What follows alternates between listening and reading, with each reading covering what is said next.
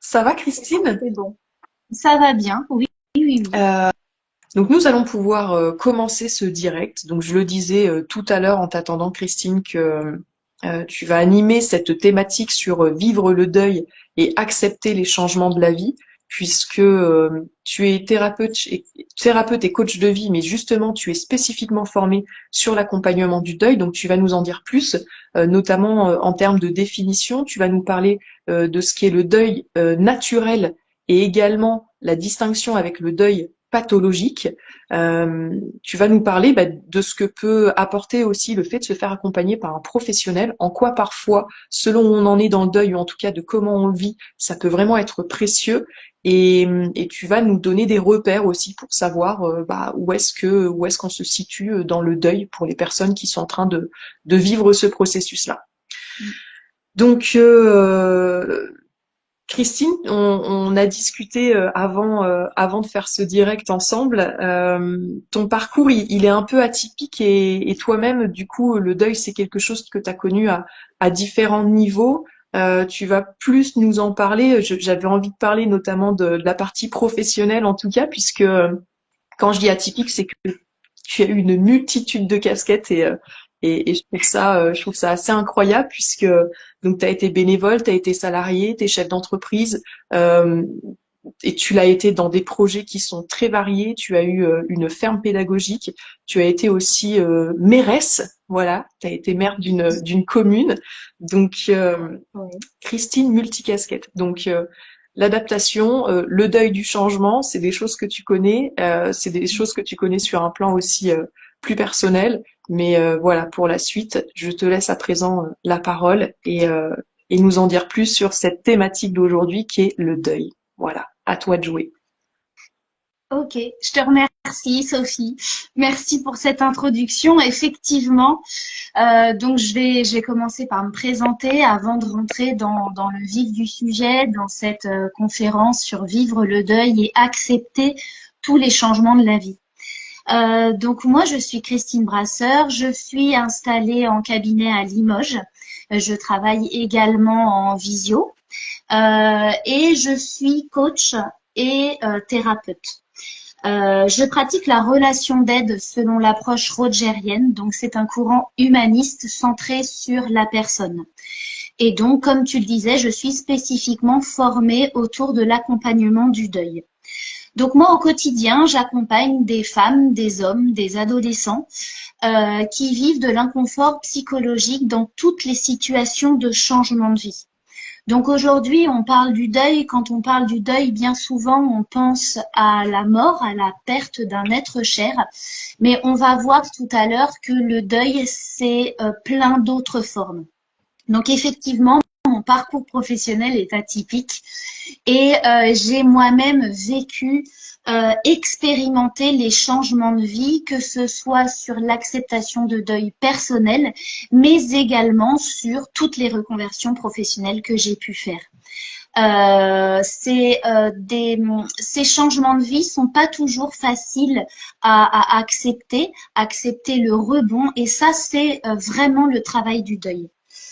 Donc en fait, j'ai quand même toujours eu des points communs, c'est-à-dire les relations humaines. Et j'ai choisi de m'installer, de me former et de m'installer en mars 2022 pour faire de mon expérience et de mes formations mon métier. Donc aujourd'hui, j'accompagne mes clients sur les thématiques de l'acceptation de ces changements de la vie, donc les séparations, les déménagements, les reconversions professionnelles et bien sûr le deuil dans le sens de la perte d'un être cher. En fait, moi, je vais travailler avec différents outils, des outils d'analyse transactionnelle, donc ça, c'est des théories de la communication, mais aussi des outils de visualisation, de pensée positive. Je pratique avec certaines techniques de PNL, de programmation neuro-linguistique. Donc, pour ceux qui ne connaissent pas, c'est de la visualisation en état de conscience modifié. Plein de petits outils thérapeutiques qui vont en fait être sortis de ma mallette en fonction des besoins des personnes que j'accompagne. Donc il n'y a pas de carte prédéfinie d'un accompagnement. Moi, je vais vous proposer un accompagnement à mon image, c'est-à-dire actif, dynamique, qui va vous permettre de vous rendre autonome, d'accéder à votre demande et puis de pouvoir peut-être avec des petites choses à réaliser chez vous, accéder un petit peu plus rapidement aux objectifs que vous vous fixez.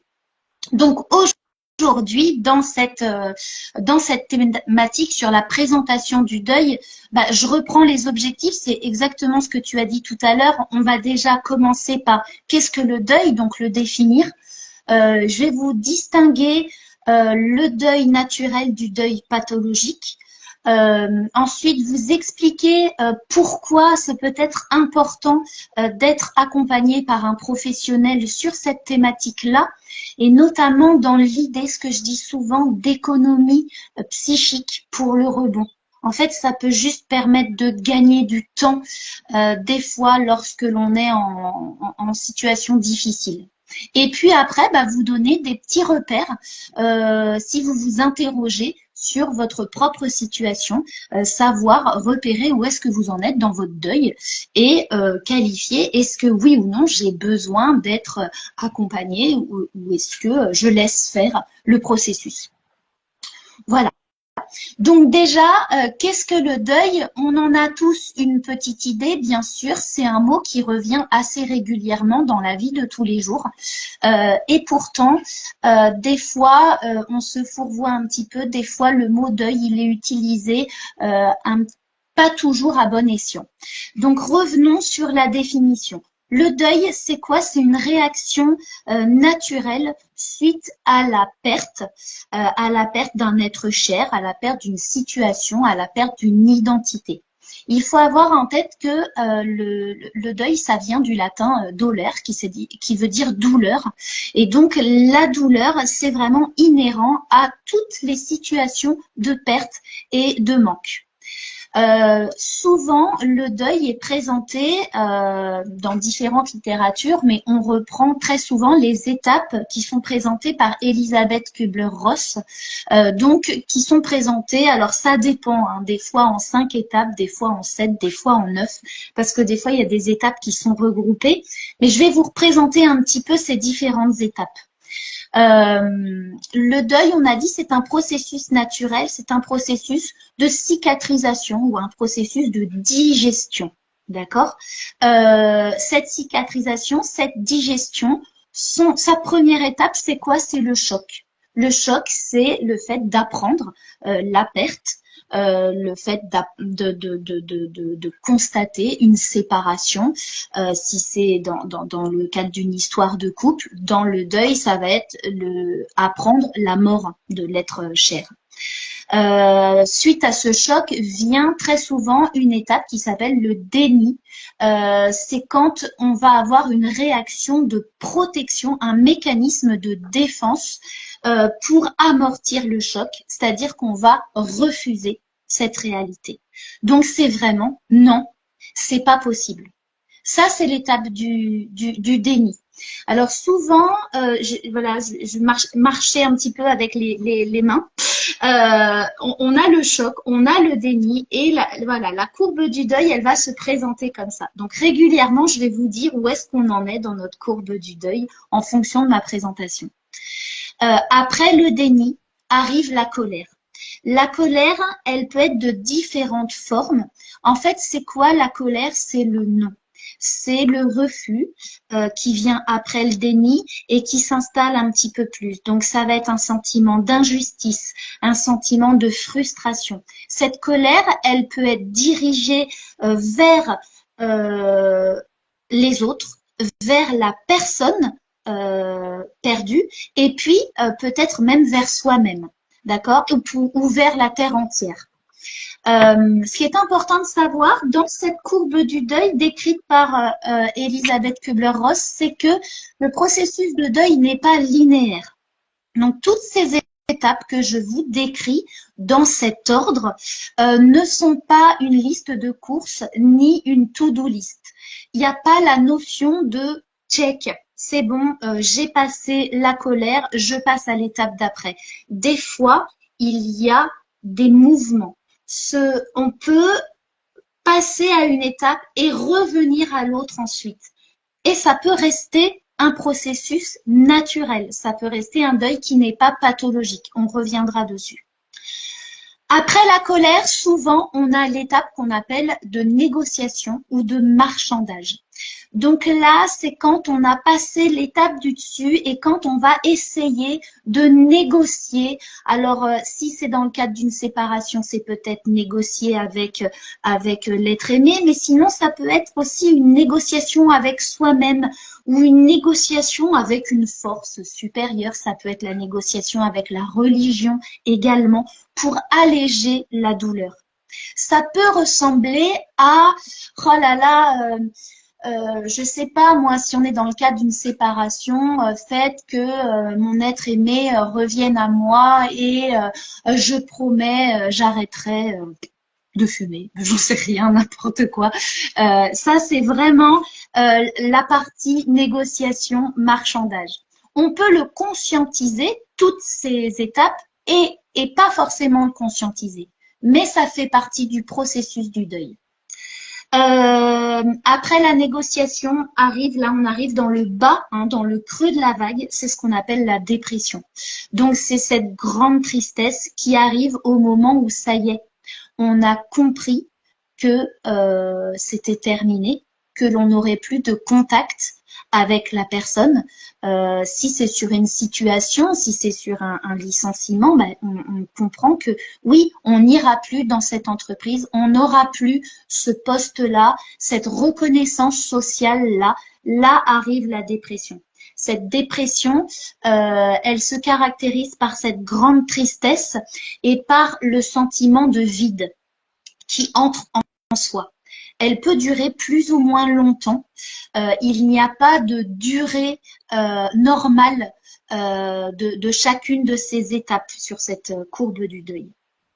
Et puis ensuite, une fois qu'on a circulé comme ça, là on a parlé de la dépression dans le creux de la vague, et ben là on va remonter la pente, c'est-à-dire qu'on va arriver sur les dernières étapes. Donc soit on peut le grouper, c'est-à-dire parler de l'acceptation, et cette acceptation, elle va se découper en différentes étapes, c'est-à-dire qu'on va commencer à intégrer en soi cette perte, et cette perte va être de moins en moins souffrante.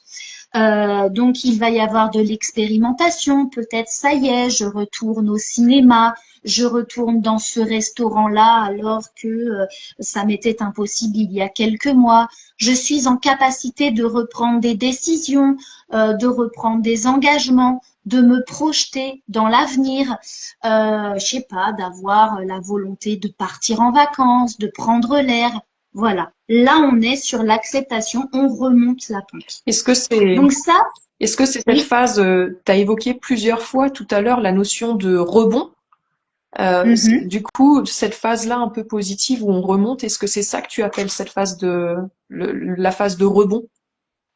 Le rebond, oui, alors ça, c'est vraiment très personnel quand je parle du rebond. C'est dans la notion de savoir rebondir, en fait, quand on a des difficultés dans la vie. Et ce rebond, bah oui, c'est être en capacité d'intégrer tout ce qui s'est passé dans la situation précédente, d'en garder le positif et de se projeter sur la suite de la vie. Ok. Ça te va comme réponse? Ça me va très bien. Bon. Donc en fait, effectivement, là on a parlé de tout ça. Donc maintenant, comment on se situe sur l'idée du deuil naturel et du deuil pathologique? Le deuil naturel, on a dit, c'est normal, ça fait partie de la vie. Tout le monde va devoir accepter des pertes dans sa vie. Ça peut commencer très tôt avec la mort du poisson rouge. Et c'est très difficile de l'accepter, mais bon, bah, on est un petit peu triste et puis après, ça passe. C'est un deuil naturel. C'est comme quand on tombe, on a un bobo, on a une croûte. La croûte, elle dure longtemps et puis un jour, on se recogne dedans, ça se remet à vivre, ça refait mal. Et puis finalement, ça finit par cicatriser, qu'on y mette de la pommade, du cicaplast, je ne sais quoi, ou qu'on n'y fasse rien. Donc ça, c'est le processus naturel de cicatrisation. Ça devient pathologique quand il peut y avoir une cristallisation sur certaines des étapes que l'on vient de voir. J'ai bien expliqué que c'était pas naturel, enfin c'était pas linéaire, c'est-à-dire que on les passe pas une après l'autre. On peut revenir sur une étape. Ce n'est pas pour autant pathologique. Ça devient pathologique.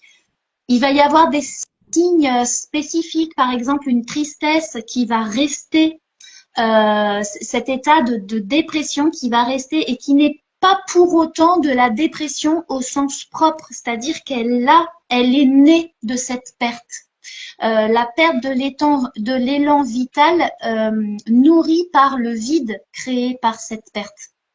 Ça peut être aussi en symptomatologie de la souffrance physique, de la souffrance psychologique intense depuis ce moment-là.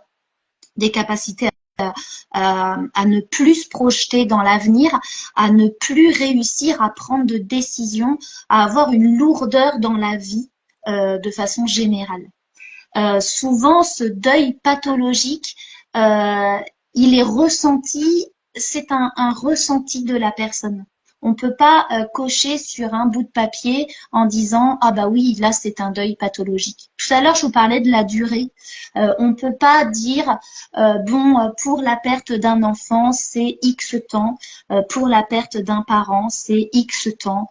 Pour un divorce, c'est X temps. Non, c'est très personnel. Le chemin de chacun est vraiment différent. Parce que dans le deuil, ce que je ne vous ai pas dit encore, c'est la représentation que j'en fais. Et ça, souvent, je le dis en séance, en fait. Il faut vraiment sentir le deuil quand on est en relation avec une situation ou avec une personne. C'est comme si on lui donnait la main. Bon, là, vous voyez pas toute l'image. Mais quand on donne la main à quelqu'un, il y a quelque chose au bout qui tient. Et quand on donne la main à cette personne, on sait qu'on a des sentiments, qu'on a des affections, qu'on a des souvenirs, on a des rires ensemble, on a peut-être aussi des fâcheries, mais on a tout ça qui passe par le fait de se donner la main. Quand on a la perte, la main se lâche. Le bras, il tombe. Il est plus tenu par ses liens. Et tout le travail du deuil, ça va être de réussir à intégrer les liens, donc les souvenirs heureux et malheureux, les sentiments, les émotions, à ramener tout ça à soi. C'est vraiment ça le travail du deuil. Et quand le deuil est pathologique, c'est quand on n'arrive pas à retrouver en soi, dans ses ressources internes, tout ce que l'on avait dans cette situation partagée avec l'autre. Enfin voilà, même dans une situation de vie.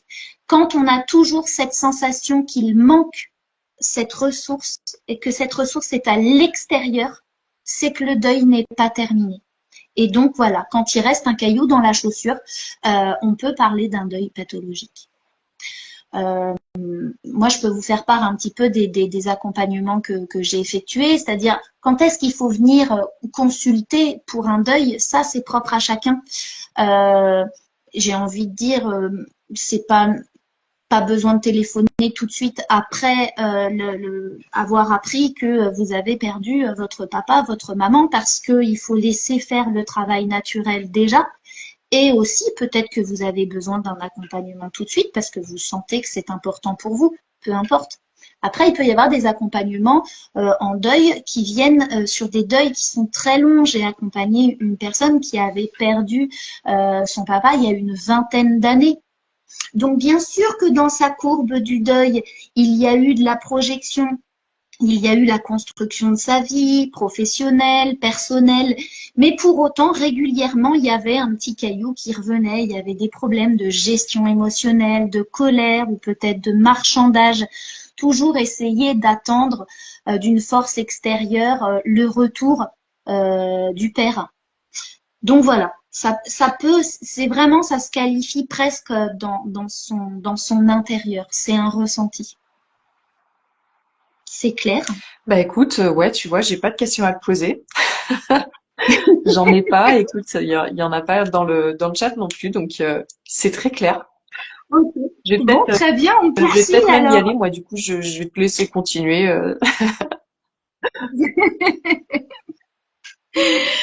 Donc j'ai pris un petit peu d'avance justement sur quelle est l'importance dans l'accompagnement du deuil par un professionnel.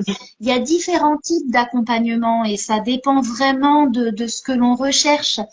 Peut-être qu'il y a des personnes qui sont déjà suivies par un psychologue clinicien, par un psychothérapeute, en fait, il y a deux façons de voir cet accompagnement spécifique autour du deuil. C'est que, bien sûr que dans le travail d'accompagnement thérapeutique, psychologique, toutes les formations de relations d'aide se ressemblent. Il y a un accueil bienveillant, non jugeant. On fait travailler la personne sur ses ressources internes. On fait en fonction de ce que la personne apporte et on se cale sur ses besoins. Par contre, ce qui est un petit peu différent avec le process d'accompagnement du deuil, c'est que justement, on a un petit process. C'est-à-dire qu'on va aller retravailler le choc. Vous vous souvenez sur la courbe, c'est le point de départ. En accompagnement du deuil, on est formé à travailler sur une ligne de temps. On va aller voir cette période du choc et on va re-questionner ce qui s'est passé en vous, dans vos sentiments, dans votre corps, dans vos ressentis, dans les échanges avec les personnes qui étaient présentes. Et en fait, on va poser des questions qui sont difficiles et souvent, cette période-là n'est pas investiguée de cette façon-là par des personnes non formées ou même par rapport à votre entourage parce que vous pouvez être très très bien soutenu par des amis, par de la famille. Mais vous savez, cette partie-là, elle est un peu taboue. On n'ose pas parler de cette partie-là. Donc en fait, on va repartir là. Et puis, on va se promener sur le fil du temps, c'est-à-dire aller rechercher les liens qui étaient positifs, négatifs avec cette personne avant cette période du choc. On va les intégrer en soi pour pouvoir être en capacité d'aller se projeter dans l'avenir. Donc, c'est un travail, l'accompagnement par un professionnel autour du deuil, c'est un travail qui peut se faire assez rapidement. Il y a besoin en moyenne autour de 5 séances, ça peut être suffisant si vous êtes prêt, si c'est vraiment votre désir ardent. Et c'est quelque chose qui peut se faire en parallèle d'un travail thérapeutique qui se fait déjà avec un psychanalyste, avec un psychologue. C'est juste un travail ponctuel à côté. Et puis donc, oui, je reviens sur la notion de non-jugement et de qu'est-ce qu'on peut mettre dans le deuil sur des petits exemples. Ça peut être, on a dit, une situation, ça peut être le deuil d'un organe, une femme qui a eu une chirurgie suite à un cancer du sein, ça peut être le travail d'un deuil. Ça peut également être bonjour Christine, je viens te voir aujourd'hui parce que ça fait 4 ans que je pleure la mort de mon chat. C'est ok. Moi, je vais pas vous dire ce que peut-être un ami pourrait dire. Écoute, Christine, c'est bon quoi, ton chat, ce n'est qu'un chat. Ben non, si 4 ans après vous pleurez encore la mort de votre chat, c'est qu'il y a un investissement émotionnel dans la relation que vous aviez avec lui qui fait qu'aujourd'hui ça ne passe pas. Donc là, effectivement, c'est pathologique et c'est important d'être accompagné à accepter ce départ. Donc, il y a vraiment cette notion de non-jugement et de bienveillance, et le travail sera exactement le même. Si c'est une situation, si c'est, voilà, là j'ai parlé du chat par exemple, ou si c'est un licenciement, si c'est un départ en retraite et que votre situation sociale a changé et que c'est difficile à accepter, voilà, tout ça c'est exactement pareil. On va faire le même travail, le même déroulé, parce qu'après ça va être propre à vous où vous en êtes. Et Donc pour terminer, pardon. non, non, je reviens sur ce que tu disais sur les différents exemples. C'est toi qui m'avais parlé de cet exemple quand tu parlais du deuil d'un organe. Tu m'avais parlé de cette personne, du deuil de sa vessie, mais c'était sa fille qui était venue te voir. Et du coup, Ouais. c'est aussi possible finalement que le deuil il soit plus ou moins inconscient, ou en tout cas que ça prenne une place qu'on ne voit pas et que ce soit l'entourage qui en pâtisse. Et là, en l'occurrence, qui vient te voir en disant voilà, c'est pénible en fait. Mm. Oui, alors elle n'est pas venue me voir, mais elle m'a questionnée. C'est-à-dire que on s'est rencontrés et elle m'a dit, mais ce que vous me dites, donc sur une présentation comme on fait là, elle m'a dit, en fait, ce que vous me dites, ça me parle parce que moi, mon papa a été opéré et donc il n'a plus de vessie, il a une poche maintenant et en fait, il est toujours en train de dire ma vessie, quand j'avais ma vessie, à l'époque où j'avais encore ma vessie. Et donc, elle m'avait dit, mais est-ce qu'on est dans ce cadre-là? Et là, je lui ai dit, oui, oui, tout à fait. Donc après, par contre, elle en a parlé à son père qui, Oui, lui, m'a contacté parce qu'il était oui, oui, d'accord c'est pour lui faire le travail. qui a fait le Mais travail, oui, évidemment. mm, Ouais, c'est mm. intéressant. La dernière étape, c'est où est-ce que j'en suis, moi, dans mon deuil. Je vous avais dit comment est-ce qu'on peut se faire pour faire pour se poser la question et se faire un petit repère de où j'en suis. En fait, c'est intéressant pour vous de faire l'exercice. Si vous vous interrogez, en fait, de savoir où est-ce que j'en suis, c'est que vous vivez actuellement cette situation-là. Le premier travail, ça va être de s'interroger sur ses émotions. Donc, prendre le temps, quelques minutes, voilà, soit c'est sur votre pause déjeuner, le midi, vous êtes dans votre voiture, là, hop, au soleil, regardez, en ce moment, le printemps revient. Vous vous octroyez quelques minutes et tout en respirant tranquillement, vous essayez de repérer quelles sont vos émotions. Alors, soit au présent, là, maintenant, pendant que vous vous posez la question, ou de façon plus générale. Tiens, en ce moment, quelles sont plutôt mes émotions? Est-ce que je suis plutôt dans la tristesse? Est-ce que je suis plutôt dans la colère? Est-ce que je suis plutôt dans le dégoût? Vous vous interrogez sur vos émotions comme ça. Alors j'avoue, hein, quand on n'a pas l'habitude, c'est pas toujours facile. Mais voilà, prendre ce recul-là et le placer sur une échelle de 0 à 10. Est-ce que je suis en colère fort fort, quoi, plutôt 8, d'accord? Et après se poser la question, mais d'où est-ce qu'elle vient cette colère? Oui, oui, mais c'est vrai que depuis qu'il s'est passé ça dans ma vie, voilà, je réagis moins bien, je suis plus vite frustrée, ou alors j'éprouve plus de culpabilité. À ce moment-là, on va être sur d'autres émotions. Et à ce moment-là, si vous rapportez ces émotions-là à ce que vous pensez être votre deuil, vous pouvez avoir un repère de où vous en êtes. C'est-à-dire que si ces émotions-là vous gênent dans la projection de votre, même pas dans la projection, dans votre vie quotidienne, à ce moment-là, c'est que ça devient un peu trop présent et peut-être, alors je vais pas dire forcément pathologique tout de suite, mais en tout cas, peut-être que là, vous vous dites, bah ouais, je pourrais. Dans l'économie, tout à l'heure, je disais l'économie de l'énergie psychique, vous dire, bon, bah, plutôt que de rester dans ces émotions qui me fatiguent psychiquement, peut-être que je peux prendre le choix d'être accompagnée et d'aller un petit peu plus vite sur ce travail pour me retrouver un peu plus au clair avec des émotions qui me font du bien. J'ai une question, Christine. Est-ce que tu disais que, alors on est sur de la thérapie brève, hein, on est sur à peu près 5 séances. Est-ce que sur Ouais. un deuil pathologique, on reste aussi dans le cadre de ces 5 séances en moyenne? Vraiment, en moyenne, oui. Ok. Alors, ça va dépendre de l'investissement de la personne, bien sûr. On va l'étaler dans le temps. Quand c'est un deuil pathologique, souvent c'est un deuil qui est plus long, qui date de plus longtemps. Et à ce moment-là, on va espacer les séances. Mais en règle générale, la moyenne des 5 séances Fonctionne. est tenue, vraiment. Ouais. Ok, d'accord. Donc, pour en revenir là Mais à ce que tu... excuse-moi, je te coupe parce qu'effectivement, ça, c'est bien dans le cadre d'un deuil. C'est-à-dire que moi, j'ai eu également une expérience. J'ai une personne qui est venue me voir en me disant, j'aimerais faire le deuil du prince Hmm, charmant.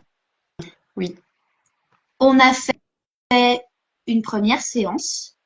Il y avait tout un tas de questionnements derrière, donc j'avais vraiment besoin de qualifier en fait cette demande et de voir si on était vraiment dans le cadre du deuil. Et lors de la deuxième séance, en fait, j'ai expliqué à cette personne que ce n'était pas un deuil. Donc à ce moment-là, on est parti sur un accompagnement thérapeutique et là, on sort du cadre de l'accompagnement du deuil et on n'était pas sur 5 séances. Et pourquoi ce n'était pas un deuil? Tout simplement repenser à la main tendue, tenue. En fait, si c'est une chimère, il n'y a pas de lien concret, il n'y a pas de souvenir, il n'y a pas d'émotion. Donc en fait, on est sur autre chose. ouais, c'est important de le préciser parce que effectivement, c'est une question que je me suis posée en t'écoutant de, bah, est-ce qu'on peut le faire oui, le deuil bah, d'une croyance, d'une construction sociale. Ok, donc s'il n'y a pas de lien, est-ce qu'avec un objet, du coup, on peut parler de deuil ou pas non plus? La perte d'un objet, tu Ouais, voudrais dire? je sais pas. Bien sûr. Oui, ok. Ouais, ouais. Ça dépend la relation à l'objet, mais tout à fait, ça, on rentre dans le cadre du deuil à partir du moment où il y a une implication affective et sentimentale. Ok. Mais effectivement, donc le deuil du prince charmant, ça n'est pas un deuil. Ben, ça dépend. Ça dépend si on l'a rencontré un jour, ce prince charmant, ou si ce n'est qu'une chimère. Ok, d'accord. Ouais, si dans l'image du prince charmant, ça, voilà, ça s'est déjà incarné à travers une relation, quoi, un petit peu l'homme C'est ça. idéal. Ok, d'accord. Tout à l'heure, tu parlais de croyance, c'est exactement Hmm. ça. C'est que dans ce cadre-là, en fait, on était sur une croyance. Et du coup, ce n'était pas un Ok. deuil. Bon, il n'empêche que t'as les outils quand même, quoi. Oui, oui, oui, bien sûr. Mais là, on n'est plus sur 5 séances. Ça peut Yes, être plus ouais, long. ouais, c'est différent. Ok, d'accord. Est-ce que dans le cadre de ce que tu avais prévu de nous dire, il y a d'autres choses que tu voulais aborder? Non, j'ai fait le tour de la question, il me semble. Ok, d'accord. Du coup, merci Christine pour bah merci pour tout ça, pour tous ces partages. Ça nous donne vraiment une idée beaucoup plus précise de ce qu'est le deuil, des différentes formes qu'il peut prendre. J'ai trouvé vraiment important cette nuance entre le deuil naturel et le deuil pathologique, mais de comprendre pour autant que quand bien même ça devient pathologique, ça veut pas dire que pour récupérer de ce deuil-là, ça va mettre plus de temps. Voilà, on peut rester sur un accompagnement, sur de la thérapie brève. Merci d'avoir clarifié ces différentes étapes et d'avoir un petit peu déconstruit les idées reçues sur bah voilà, c'est ça, c'est linéaire, ça dure tant de temps. Non, c'est différent. On a tous des rythmes différents. Il y a des allers-retours, on l'a bien compris. Et donc voilà, savoir se repérer dans tout ça sur le parcours de son deuil.